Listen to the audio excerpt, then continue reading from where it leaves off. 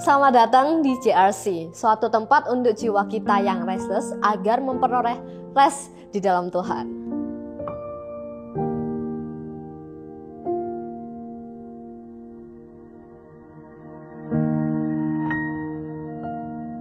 Dan Sobat JRC, dalam sebulan ini kita membahas tentang Pancasila. Dan di Pastoral Message kali ini kita akan membahas sila kedua. Dan juga sesuai dengan janji kami minggu lalu, akan ada giveaway berupa sebuah hoodie bagi yang bisa menjawab pertanyaan serta mengikuti rangkaian rules yang akan disampaikan di akhir video. Jadi pastikan kamu menonton video ini dari awal hingga akhir ya. Anyway teman-teman, bantu kami untuk bisa melayani lebih baik lagi dengan memberikan kritik dan saran kalian melalui link yang sudah tersedia di description box atau meninggalkan komentar kalian di kolom komentar. Oke, tanpa lama-lama lagi, mari kita ngikuti Pastoral Message minggu ini. Rest for Restless.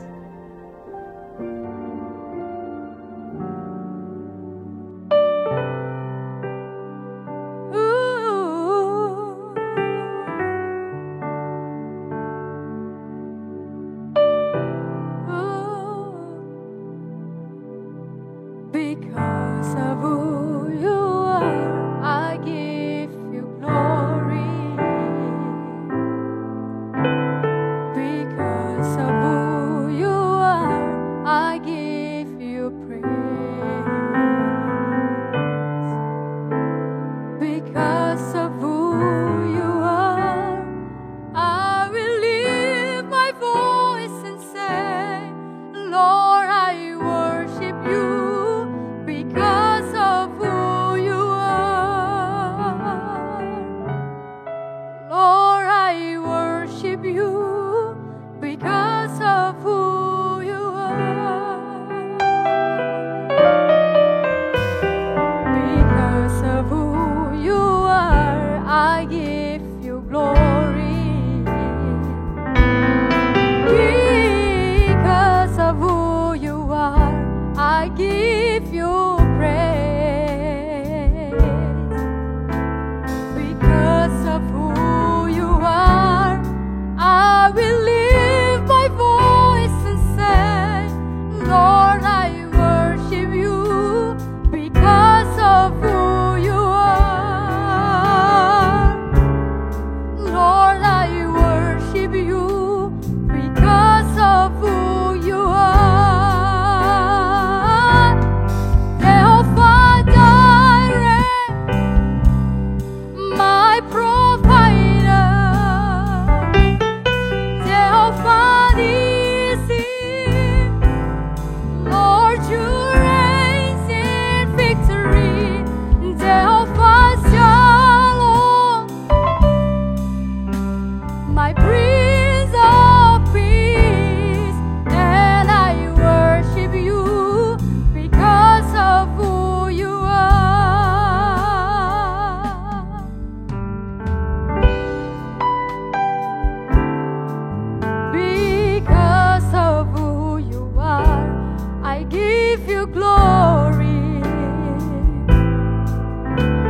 Because of who you are, I give you praise.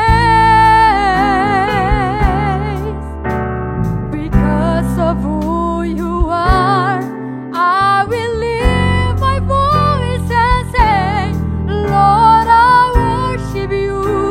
Because of who you are, Lord, I worship you. Because of who you are, oh,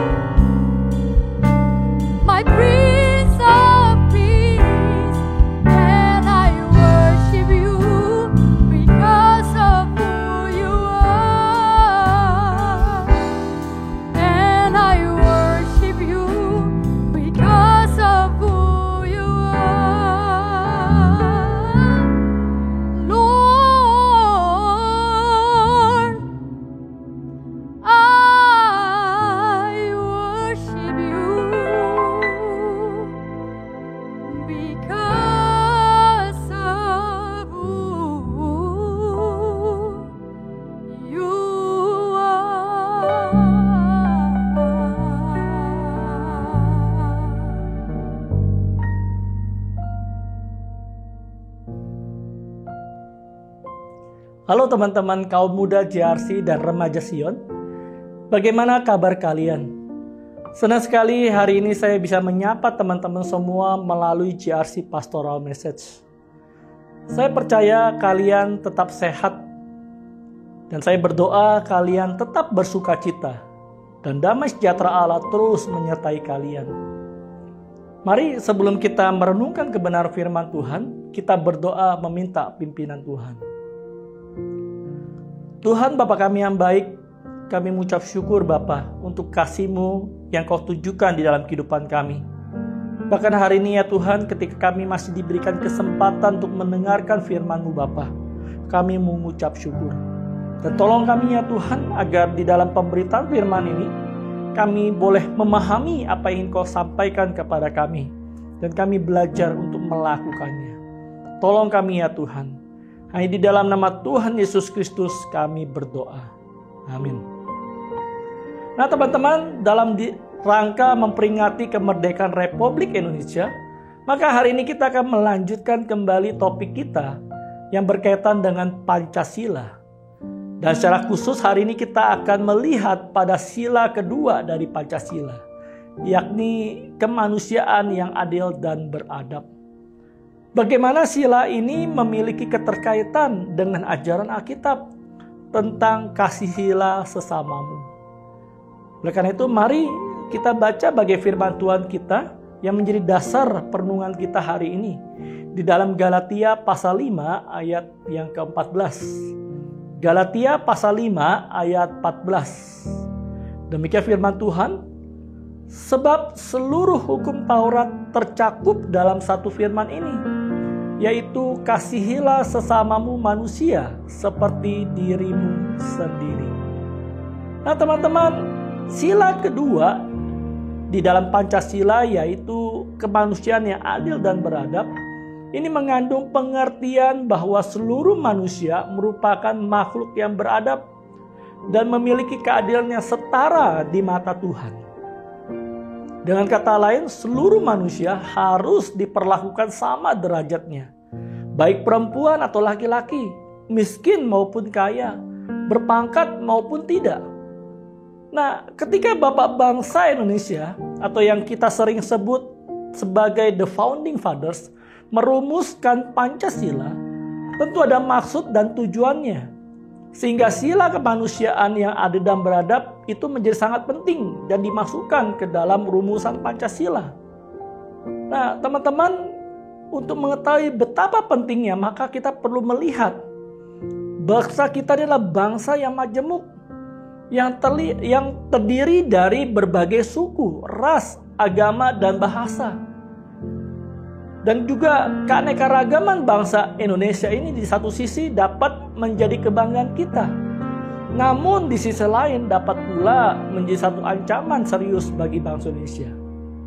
Adanya keanekaragaman memungkinkan suatu komunitas masyarakat dapat memilih untuk hidup berkelompok dengan orang lain yang mungkin saja berbeda dengan ras, suku, budaya, ataupun bahasa yang dia miliki. Namun adanya keberagaman ini juga dapat menjadikan kelompok-kelompok tersebut saling membenci berdasarkan perbedaan yang ada di antara mereka.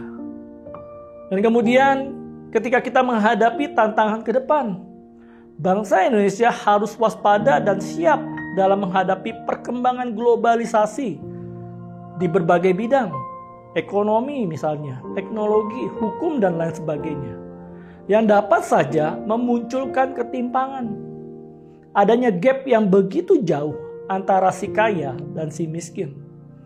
Sehingga akhirnya setiap orang dapat memperlakukan orang lain dengan sesuka hatinya, demi kepentingannya sendiri.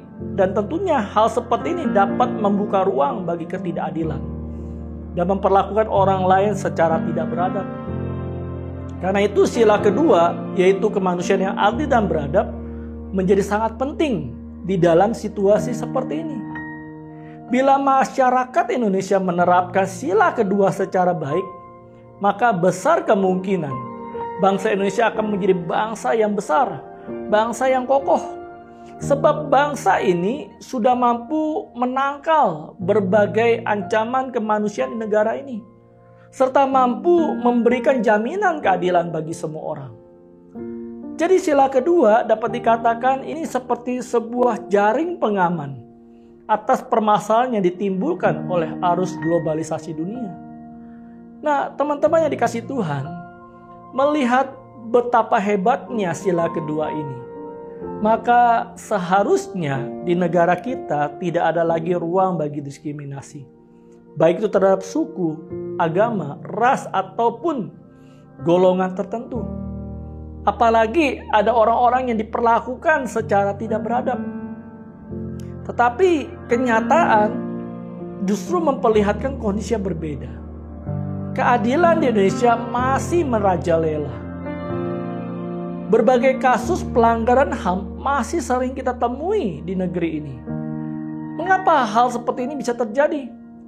Jawabannya teman-teman adalah karena dosa. Dosa yang telah masuk ke dalam dunia ini membuat semua orang bertindak hanya untuk kepentingan dirinya sendiri, tanpa memikirkan kesejahteraan orang lain. Itu sebabnya jangan heran kalau tidak ada seorang pun yang tidak pernah mengalami ketidakadilan dalam hidupnya. Bahkan orang beriman sekalipun tidak lepas dari ketidakadilan dan sering diperlakukan secara tidak beradab. Nah, teman-teman yang dikasihi Tuhan, Allah memang tidak pernah menjanjikan hidup orang percaya akan bebas dari ketidakadilan di dunia ini. Dalam menghadapi situasi seperti ini, bukan berarti kita menjadi pesimis dan pasrah tanpa berbuat apapun untuk mengubah situasi yang ada. Tidak, teman-teman. Kondisi seperti ini justru memberikan ruang bagi kekristenan untuk turut berperan dalam mewujudkan terjadinya kemanusiaan yang adil dan beradab. Bagaimana caranya?